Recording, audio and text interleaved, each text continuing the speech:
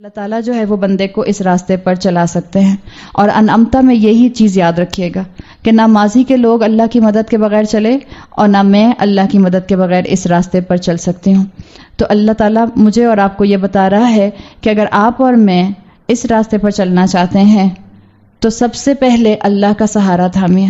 اللہ آپ کو اور مجھے اوپر لے کر جائے گا. اس لیے کہ یاد رکھیں ہم نے بات کی تھی کہ اصل ساری پرفیکشن صفات کی وہ صرف اور صرف ایک ہی ہستی میں ہے اور وہ اللہ کی ہستی ہے. اصل پرفیکشن تو پہلا میرا اینکر اللہ کی رضا اور اس کے بعد میں اپنے رول ماڈلز کو جو ہے وہ اپنے سامنے رکھوں گی تاکہ اللہ تعالیٰ میرے لیے اس راستے کو آسان بنا دیں اور میں اس راستے پر چل کر جنت کے لیے کوالیفائی کر سکوں. نعمت کا ایک اور مفہوم جو ہے وہ آپ کو وہی ملتا ہے جو آپ اردو زبان میں نعمت کا مفہوم لیتے ہیں یا انگریزی میں آپ نعمت کو کیا کہتے ہیں؟ بلیسنگ. عربی زبان میں بھی نعمت کو بلیسنگ کے مفہوم میں لیا جاتا ہے. یہ بتائیں کیا ہر چیز جو آپ کو خوشی دے وہ نعمت ہے؟ سوچ کے بتائیں. ہر چیز جو آپ کو خوشی دے ضروری نہیں ہے کہ وہ نعمت ہو، لیکن یہ بتائیں کہ کیا ہر چیز اللہ کی طرف سے ہوتی ہے؟ ہر چیز ہوتی اللہ کی طرف سے. یاد رکھیں ہم انسان ہیں، ہمارے سامنے ٹرے میں سب کچھ دنیا کی شکل میں رکھ دیا گیا ہے اور بتا دیا گیا ہے کہ دیکھو یہ نقصان دہ اور یہ فائدہ مند ہے. اب تمہاری چوائس ہے کہ تم کیا اٹھاتے ہو. اللہ تعالیٰ نے آپ کو اور مجھے نعمتیں دی ہیں. نعمت کو آپ اور میں کیسے اپنے لیے فائدہ مند بناتے ہیں اور کیسے نقصان دہ بناتے ہیں یہ آپ کی اور میری عقل اور آپ کی اور میری انٹلیکٹ ہوگی. بعض اسکالرز کہتے ہیں نعمت اپنی ذات میں کچھ بھی نہیں ہے. نعمت اپنی ذات میں نہ رحمت ہے اور نہ زحمت ہے. نعمت کا استعمال بتاتا ہے کہ آپ نے اس کو اپنے لیے رحمت بنایا یا آپ نے اس کو اپنے لیے زحمت بنایا. مثال کے طور پر آپ کی عقل، آپ کا انٹلیکٹ، آپ کے کامن سینسز، کیا یہ نعمت ہیں؟ یہ بالکل نعمت ہیں.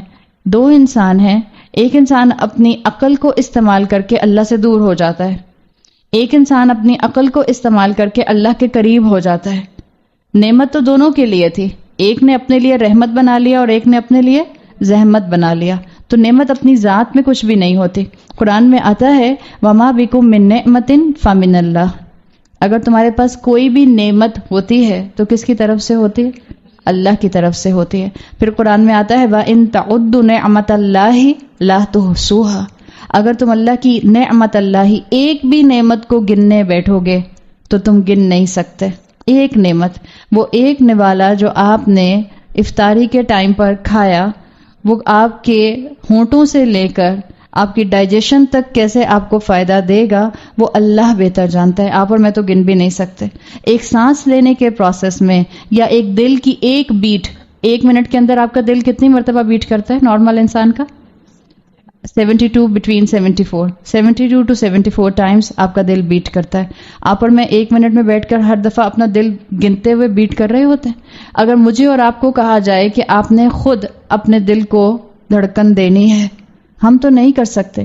ایک انسان، آپ اور میں آج کل جس دنیا میں رہتے ہیں وہاں پر تو ایڈوانسمنٹ بہت اوپر اور بہت آگے نکل گئی. آج اگر عورتیں جو ہیں وہ خود کنسیو نہیں کر سکتی ہیں تو اس کو IVF کے ذریعے جو ہیں وہ بچہ جو ہے وہ کنسیو کیا جاتا ہے. اللہ کی شان کہ نارمل ہیلدی انسان جو ہوتا ہے، نارمل ہیلدی مرد جو ہوتا ہے، اس کی طرف سے ایک دفعہ میں 250 to 300 ملین سپرمز آتے ہیں. اس میں سے ایک سپرم ہوتا ہے جو ایگ کو فرٹیلائز کرتا ہے. اگر اللہ یہ ذمہ داری ہم انسانوں پر ڈال دیتا کہ تمہیں خود ان 250 ملین میں سے ایک کو سلیکٹ کر کے ایگ سے اس کو فرٹیلائز کرنا ہے، کون کر سکتا؟ سوچیں. ہم کر سکتے ہیں. اللہ کی شان آج بھی اللہ جس ایمبریو کو چاہتا ہے اس کو زندگی دیتا ہے. لوگ IVF کے ذریعے کئی ایمبریو جو ہیں وہ پیٹری ڈش میں کلینکل اس پروسیجر کے اندر بنا لیتے ہیں. آپ کو اندازہ ہوگا نا. اور اس کے بعد وہ کتنے بننے کے بعد بھی اللہ کو پتا ہو، چاہے وہ کتنا بھی ہیلدی ایمبریو بن جائے آپ کے سامنے، لیکن جب اس کو امپلانٹ کیا جاتا ہے وہ ویسٹ ہو جاتا ہے، مس کیریج ہو جاتا ہے. جس روح کو اللہ نے نہیں لے کر آنا یہ اللہ کے اختیار میں ہے. اللہ کی مدد کے بغیر تو آپ اور میں ایک کام نہیں کر سکتے. ہم اللہ کی ایک نعمت کو نہیں گن سکتے.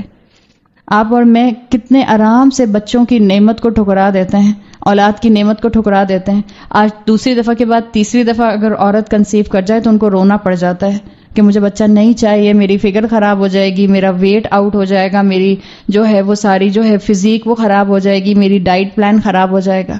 اللہ کتنی بڑی نعمت دے رہا ہے. اللہ نے کہا تم اللہ کی ایک نعمت کو نہیں گن سکتے. کبھی ان عورتوں سے پوچھیں جن کے ہاں اولاد نہیں ہوتی، کتنا زیادہ ڈپرائیوڈ فیل کرتی ہیں اور کتنا کوششیں کرتی ہیں کہ کسی طرح سے ان وٹرو کروا کر جو ہے وہ ایک بچہ کنسیو کر لیں. اور اس میں بھی اتنی زیادہ سائنس ترقی کر گئی، اس کے بعد بھی ان وٹرو کے اندر جو سکسیس ریٹ ہے وہ صرف 13% ہے کہ عورت کا اووم لیا جائے اور مرد کا جو ہے وہ سپرم لیا جائے اور اس کو جو ہے وہ فرٹیلائز لیبارٹری کے اندر کیا جائے، اور اس کے بعد چانسز کیا ہیں 13% کہ ایمبریو بنے گا کہ نہیں بنے گا. وہ ایک الگ کہانی ہے جو آج کل ہو رہا ہے IVF کے اندر. اگر آپ میں سے کوئی خاتون IVF کے لیے جاتی ہے، one has to be very careful, اس لیے کہ پاکستان کے اندر بھی یہ چیز بہت کامن ہو گئی ہے، باہر کے ملکوں میں تو ہے ہی. دیکھیں یاد رکھیں، ٹیسٹ ٹیوب جس کو پرانے زمانے میں کہا جاتا تھا، آج اس کو IVF پروسیجر کہا جاتا ہے، ان وٹرو فرٹیلائزیشن. ان وٹرو فرٹیلائزیشن کی اجازت اسکالر صرف اس صورت میں دیتے ہیں کہ سپرم شوہر کا ہو اور اووم بیوی کا ہو. بعض لیبارٹریز صرف اور صرف کیونکہ ہم سب پیسہ کمانے کی مشینیں بن گئے ہیں، بعض لیبارٹریز آپ سے مثال کے طور پر شوہر ہونے کی حیثیت سے آپ کے شوہر سے اور بیوی ہونے کی حیثیت سے آپ سے سپرم اور ایگ تو لے لیتے ہیں، لیکن جب ان کو پتہ چلتا ہے کہ سپرم کے اندر وائٹیلٹی اتنی زیادہ نہیں ہے کہ وہ اس کو فرٹیلائز کر سکے، تو وہ کسی اور انسان کا، کسی اور مرد کا سپرم استعمال کر لیتے ہیں اور وہ بتایا نہیں جاتا ہے. دس انکلوڈز ان زنا. یہ بچہ جو اس عورت کے ووم میں جا کے امپلانٹ کیا جائے گا یا ولد الزنا ہوگا. ہاں وہ الگ بات ہے کہ ماں باپ کو پتہ نہیں ہے، لیکن آج جس طرح سے سائنس ترقی کر رہی ہے اور جتنی تیزی سے ہم اس کے بارے میں انفارمیشن لیتے ہیں، آپ کو معلوم ہے یہ جو IVF کے ایمبریوز بنتے ہیں یہ فریز ہو جاتے ہیں اور یہ جتنے سال آپ چاہیں آپ فریز کر سکتے ہیں. اور آپ اس کے اور یہ لاجک کیا ہے فریز کرنے کی؟ آپ نے 2 بچے 3 بچے ٹرپلٹس جو ہیں وہ ابھی آپ نے جو ہیں وہ امپلانٹ کرائے، اللہ تعالیٰ نے آپ کو 3 بچے دے دیے. بعض اوقات لیبارٹری والے بتاتے نہیں ہیں کہ آپ کے ہم نے ایمبریو فریز کر لیے جو کہ ہیلدی تھے. 6 مہینے کے بعد فون آتا ہے کہ دیں آپ نے 2 لاکھ کی پیمنٹ بھیجنی ہے اس لیے کہ آپ کے ایمبریو ہم نے فریز کیے ہوئے ہیں، اور اگر آپ کو فردر فریز کرنے فردر 1 سال کے لیے تو آپ کو 2 لاکھ کی اور پیمنٹ کرنی ہوگی. سو یہ one has to be very careful. جس طرح ہم دنیا کے معاملے میں شارپ ہونے کی کوشش کرتے ہیں اور ان چیزوں کو استعمال کرتے ہیں، اس کا پراپر استعمال سیکھیے. مسلمان غافل نہیں ہوتا، مسلمان ٹیکنالوجی سے غافل نہیں ہوتا، مسلمان کرنٹ سچویشن سے غافل نہیں ہوتا. مسلمان کم سے کم اتنا تو علم حاصل کر لے جس کا تعلق اس کا اپنی ذات سے ہے. عورت ہونے کی حیثیت سے مجھے ان چیزوں کا علم تو ہونا چاہیے کہ دین اس کے بارے میں کیا کہتا ہے، سائنس اس کے بارے میں کیا کہتی ہے، سائنس کہاں تک پہنچ گئی ہے اور دین مجھے کن لمیٹیشنز کے اندر رہنے کی بات کرتا ہے. سو جو بھی عورت آپ کے آس پاس کی IVF کے لیے جاتی ہے، نمبر 1 ڈاکٹر کے ساتھ اس کا پراپر کلیئر کٹ جو ہے وہ ڈسکشن ہونا چاہیے کہ یہ صرف اور صرف ہسبینڈ اور وائف کے درمیان میں ایمبریو بنے گا اور ہمیں نہیں ہوگا سکسیسفل تو ہم کوئی پریشانی نہیں اظہار کریں گے اس بات کا. دوسری بات، اگر آپ نے فریز کرنے کی سچویشن میں ہے، اول تو ایکسٹرا ایمبریو بننے ہی نہیں چاہیے، اس لیے کہ اگین وہ باریکی میں جا کے آپ ایک ہیلدی ایمبریو انسان کا جو بن گیا ہے اس کو ویسٹ کروا رہے ہیں. تو کوشش یہی کی جائے کہ اتنے ہی ایمبریو بنوائے جائیں جتنا جو ہے وہ اجازت ہے کہ جس کو امپلانٹ کیا جا سکتا ہے. اور آل دا وے راؤنڈ یہ سب چیزیں کس طرف جا رہی ہیں؟ اپنے آپ کو پھر عورتیں کئی سال IVF کے پروسیجر میں مصروف رکھتی ہیں، اس لیے کہ IVF 1 دفعہ کامیاب نہیں ہوتا، 2 دفعہ کامیاب نہیں ہوتا، 3 دفعہ کامیاب نہیں ہوتا. And it extremely painful procedure. آسان نہیں ہے کوئی، بہت تکلیف دہ عورت کے لیے، بہت ہی زیادہ. تو اپنے آپ کو راضی بر رضائے رب رکھیے. حضرت عائشہ کی اولاد تھی؟ نہیں تھی حضرت عائشہ کی اولاد. تو کیا حضرت عائشہ ڈپرائیوڈ خاتون تھی؟ کیا حضرت عائشہ آج کسی کو یاد نہیں ہے؟ کیا جس کی اولاد نہ ہو وہ کسی کو یاد نہیں رہتا؟ بڑی بڑی اولادوں والے تھے اور بڑے ولید بن مغیرہ 10 بیٹے تھے اس کے. کس طرح سے یاد کیا جاتا ہے آج؟ اچھے الفاظ میں کہ برے الفاظ میں؟ اولاد آپ کو جنتی نہیں بنائے گی. اگر کسی کو اللہ نے اولاد نہیں دی ہے، there are lots of others option. اللہ آپ سے کوئی اور کام کرانا چاہ رہا ہے. Be positive. کیوں اپنے آپ کو ہلکان کرتے ہیں؟ کیوں اپنے آپ کو پریشان کرتے ہیں؟ دنیا کا مقصد نہ صرف شادی شدہ ہونا ہے، دنیا کا مقصد نہ صرف ماں بننا ہے. You have higher scopes in front of you. اللہ دے دیتا ہے الحمدللہ، اللہ نہیں دیتا اس کے پیچھے اپنی جان نہ کھپائیں، اس کے پیچھے اللہ کی نافرمانی کے کام نہ کریں۔ تو اللہ تعالیٰ نے تو کہا ہے کہ تم گننا بھی چاہو تو تم اللہ کی ایک نعمت کو نہیں گن سکتے۔ اور یاد رکھیں نعمت کا معاملہ اللہ ہر ایک کو دیتا ہے۔ ہم نے رحمان اور رحیم میں یہ بات ڈسکس کی تھی کہ اللہ کافر کو بھی نعمتیں دیتا ہے، اور اللہ نے آج بھی کافروں کو بہت نعمتیں دی ہوئی ہیں جس کو ہم اپنے سامنے دنیا کے اندر دیکھ رہے ہیں، اور جس کو دیکھ کر بعض دفعہ ہم کہتے ہیں کہ اللہ کافروں کو اتنی نعمت کیوں دے دیتا ہے۔ جب اللہ تعالیٰ نے مجھ سے اور آپ سے دعا کروائی ہے کہ دعا کرو صراط الذین انعمت علیہم، انعام یافتہ لوگوں کا راستہ ہمیں چاہیے، تو اس کا مطلب ہے کہ سب سے بڑی نعمت کون سی ہے؟ ہدایت کی نعمت ہے۔ اللہ مجھے یہ راستہ، یہ ہدایت چاہیے جو الٹیمیٹ نعمت ہے، جو مجھے آپ کے ساتھ جوڑ دے گی، اور یہ دنیا کی سب سے بڑی نعمت ہے۔ تو قرآن نے خود نعمت کو بلیسنگ کہا ہے، اور آپ کی اور میری جو قرآن کی تعلیمات کے اندر بات آتی ہے، سورہ مائدہ کی جو ایک آیت آتی ہے جو ون آف دا لاسٹ آیات میں آتی ہے، کہ جو آخری آیات رسول اللہ صلی اللہ علیہ وسلم پر نازل ہوئیں، ان میں سے ایک آیت سورہ مائدہ کی الیوم اکملت لکم دینکم، اللہ تعالیٰ نے کہا کہ آج میں نے تمہارے لیے تمہارا دین مکمل کر دیا، وَأَتْمَمْتُ عَلَيْكُمْ نِعْمَتِي، میں نے تم پر اپنی نعمت مکمل کر دی، وَرَضِيتُ لَكُمُ الْإِسْلَامَ دِينًا، اور میں نے اسلام کو تمہارے لیے دین جو ہے اس کو پک کر لیا، میں نے تمہیں اس پر راضی کر دیا۔ تو نعمت اسلام سب سے بڑی نعمت ہے، اور یہ فرما برداروں کا راستہ ہے۔ اللہ تعالیٰ مجھے اور آپ کو اس راستے پر چلنے کی توفیق عطا فرمائے۔ آج کے میجورٹی انسان تو رب سے غافل بہت تیزی سے ہو بھی جاتے ہیں اور ہو بھی چکے ہیں۔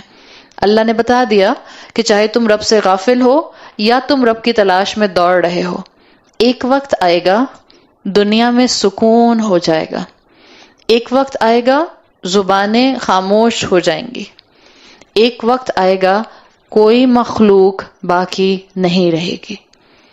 اور یہ آیت کل من علیہا فان، اس کو آج بہت آسانی سے بہت سے انٹیلیجنسیا کو بات سمجھانے کے لیے استعمال کیا جا سکتا ہے۔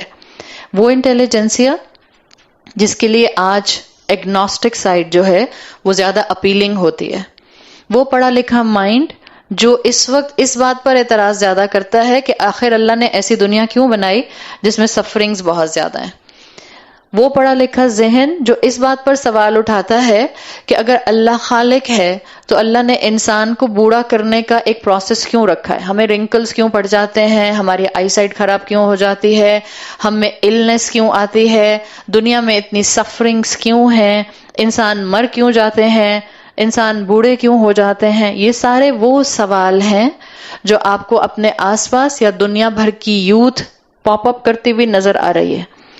ہر وہ مائنڈ جو اس وقت ریلیجن کو کوشچن کر رہا ہے، ہر اس مائنڈ میں اسی سے ریلیٹڈ سوالات جو ہیں وہ آپ کو ملتے ہیں۔ بہت لوگ بہت آرام سے کہہ دیتے ہیں، obviously میں ان لوگوں کی بات نہیں کر رہی جن کا ریلیجیس بیک گراؤنڈ ہوتا ہے یا جو ریلیجن کو اہمیت دیتے ہیں، وہ لوگ جو آہستہ آہستہ گریجولی اپنے آپ کو ریلیجن سے دور کرتے ہیں، وہ کہتے ہیں اگر اللہ خالق ہے تو اللہ کو میری عبادت اور میرے شکر کی کیوں ضرورت۔ آپ میں سے اکثر لوگوں نے یہ جملے جو ہیں بڑے بڑے عقل مند لوگوں کی زبان سے سنے ہوں گے۔ اللہ نے مجھے اور آپ کو ایک ایسا جسم دیا ہے، ابھی ہم صرف اگر انسانوں کی بات کریں، اللہ نے ہمیں ایسا جسم دیا ہے جو بوڑھا ہوتا ہے، اللہ نے ہمیں ایسا جسم دیا ہے which is designed to die۔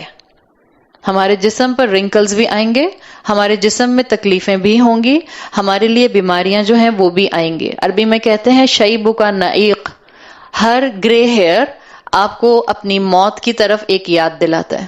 تو اگر آپ کے سر میں ایک گرے بال بھی آ جائے، اصل میں وہ ایک گرے بال آپ کو کیا یاد کراتا ہے؟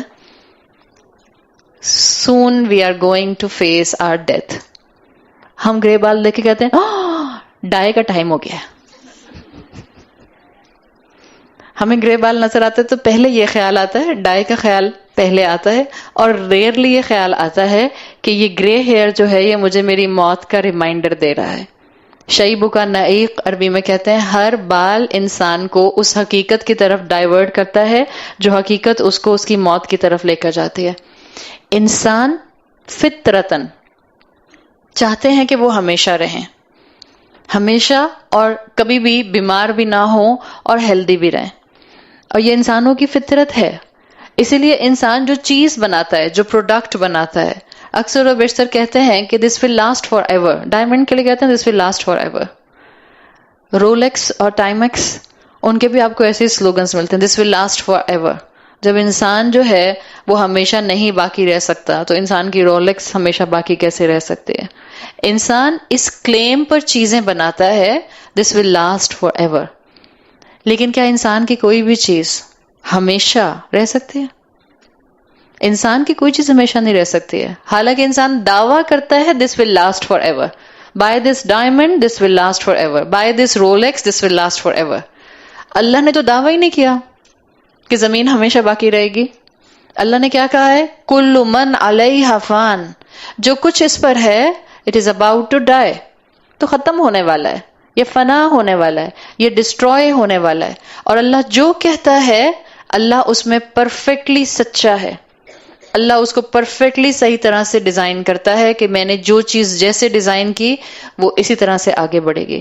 انسان کی نیچر میں ہے کہ انسان چاہتا ہے کہ انسان کبھی نہ مرے. اس لیے آپ دیکھیں 1967 میں جس ٹیکنیک کو شروع کیا گیا تھا, کرائیوجینیسس, آپ میں سے جو لوگ میڈیسن کے پروفیشن میں اٹیچ ہیں آپ کو معلوم ہوگا. کرائیوجینیسس کا process, this is the freezing of human body, preservation of human bodies. 119 یا 125 minus 125 ڈگری پر نائٹروجن گیس کے اندر ہیومن باڈیز کو پرزرو کیا جا رہا ہے. دیر از اے ہول کمپنی جس کو ایلکر لائف ایکسٹینشن فاؤنڈیشن کے نام سے جانی جاتی ہے. 1967 سے اب تک صرف 40 باڈیز اس کے اندر فریز ہو چکے ہیں. اور وہ کلیم یہ کرتے ہیں کہ جو جسم, obviously بہت مہنگا پروسیس ہے بیکاز یہ تو ان لمیٹڈ ٹائم کے لیے آپ نے اپنے جسم کو فریز کروانا ہے نا, تو آپ کو ایک بھاری amount millions of millions dollars دینے ہوتے ہیں. آپ اس کو ریلیٹ کر کے کرائیوجینیسس کو سمجھ سکتے ہیں جیسے جو لوگ ان ویٹرو فرٹیلائزیشن کے لیے جاتے ہیں. ان ویٹرو فرٹیلائزیشن میں ایک پروسیس, باقی پروسیس تو آپ کو معلوم ہے کہ کس طرح سے جو ہے وہ اووم اور سپرم کو بنایا جاتا ہے.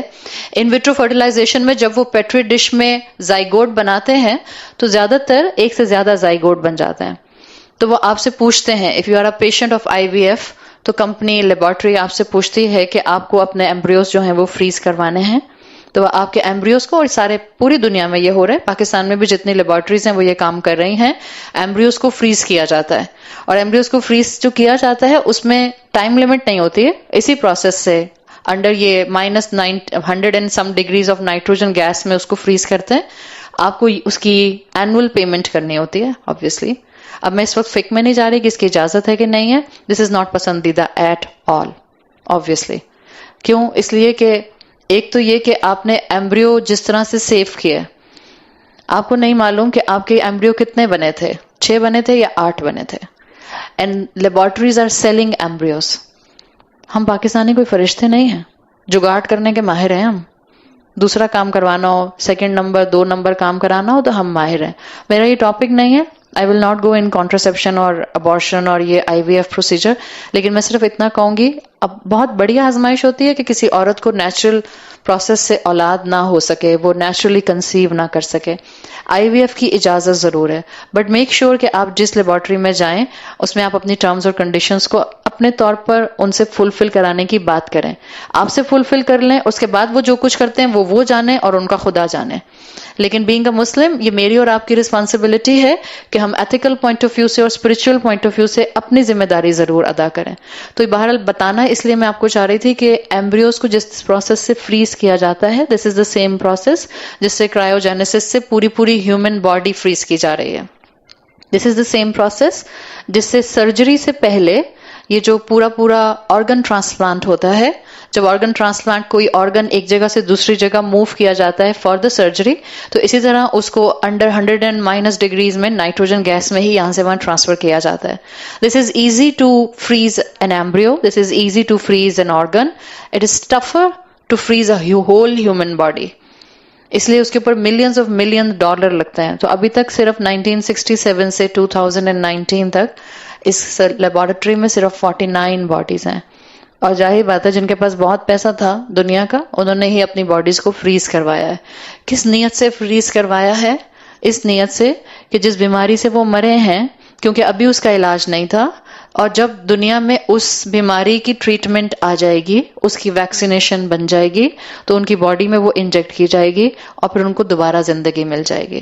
This is their point of view. کوئی اس کی لائیو ایگزامپل سامنے نہیں ہے. This is their point of view. اب یہ میں آپ کو کیوں بتا رہی ہوں؟ اس لیے کہ میں آپ کو کہہ رہی ہوں انسان چاہتا ہے کہ وہ کبھی بھی ختم نہ ہو. انسان چاہتا ہے کہ وہ کبھی فریز نہ ہو. ایون سائنٹسٹ خود کہہ رہے ہیں کہ ہم نے باڈیز فریز تو کر دی ہیں، لیکن ہمیں یہ نہیں پتا کہ ہم اس کو واپس نارمل انسان کے طور پر کیسے لے کر آئیں گے. دس از ریڈیکیولس. اپنی حقیقت پہچان جانی چاہیے، اپنا ویژن درست کر لینا چاہیے. اپنے آپ کو یہ کہہ دینے سے کہ میں دوبارہ سے جو ہوں وہ ویکسینیشن لگانے سے زندہ ہو کر اٹھ جاؤں گی، کوئی زندہ ہو کر نہیں اٹھتا. اللہ کا کلیم ہے، اللہ نے جو مخلوق بنائی ہے اس کو فنا ہے. اللہ نے جو مخلوق بنائی ہے وہ اپنی ایکسپائری ڈیٹ کے ساتھ آئی ہے. جیسے بالکل آپ کو اور مجھے اپنی ڈیٹ آف برتھ یاد ہوتی ہے، اسی طرح سے اللہ کے ہاں ہم سب کی ایکسپائری ڈیٹ لکھی ہوئی ہے.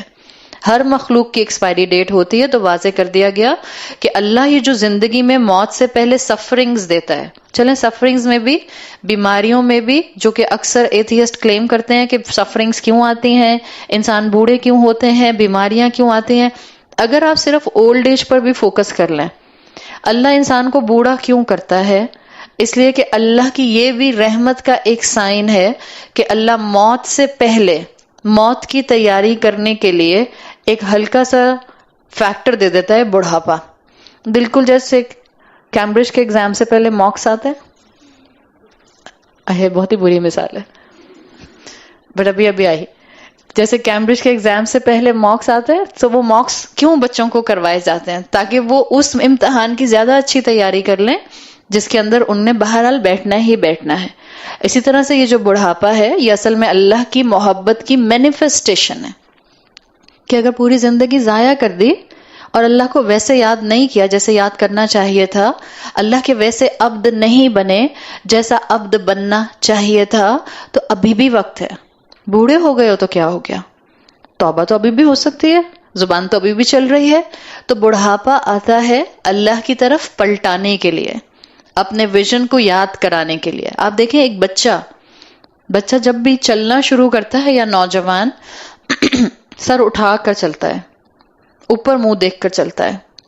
اس کے مقابلے میں ایک بوڑھا شخص جس کی کمر بینڈ ہونا شروع ہو گئی ہے، اس کے چہرے کی ڈائریکشن بھی زمین کی طرف ہونا شروع ہو جاتی ہے.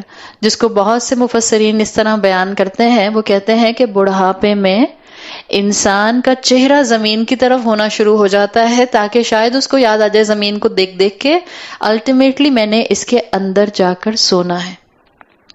یہ اللہ کی طرف سے بڑھاپا ایک ریمائنڈر ہوتا ہے. بڑھاپے کو مصیبت نہیں سمجھتے. جو مومن ہوتا ہے وہ جوانی کو بھی ایز این اپرچونٹی لیتا ہے، جو مومن ہوتا ہے وہ بڑھاپے کو بھی ایز این اپرچونٹی لیتا ہے. بوڑھے انسان کو نیند کم آتی ہے اور جوان کو؟ آپ میں سے کتنے لوگوں کو بہت نیند آتی ہے؟ ہائے اللہ، باقی سب بوڑھے. نہیں، جنرل اصول بتا رہی ہوں. ہو سکتا ہے آپ لوگوں کا الحمدللہ الگ معاملہ ہو، آپ کی ڈائٹ پر اور آپ کی ریگولر روٹین پر ڈیپینڈ کرتا ہے کہ آپ کی کیا لائف سٹائل ہے. جنرلی بوڑھے لوگوں کو نیند کم آتی ہے، جس کے لیے بہت سے علماء یہ بات مینشن کرتے ہیں کہ جوانی میں نیند زیادہ آتی ہے. بڑھاپے میں نیند کم کیوں ہو جاتی ہے؟ وہ اس کی ایک اسپرچل ریزن یہ دیتے ہیں تاکہ اللہ اپنے بندے کو زندگی کے آخری حصے میں زیادہ سے زیادہ قیام اللیل کرنے کی توفیق دے دیں. آپ کو نیند نہیں آ رہی؟ وضو کریں، بیٹھ جائیں کرسی پہ.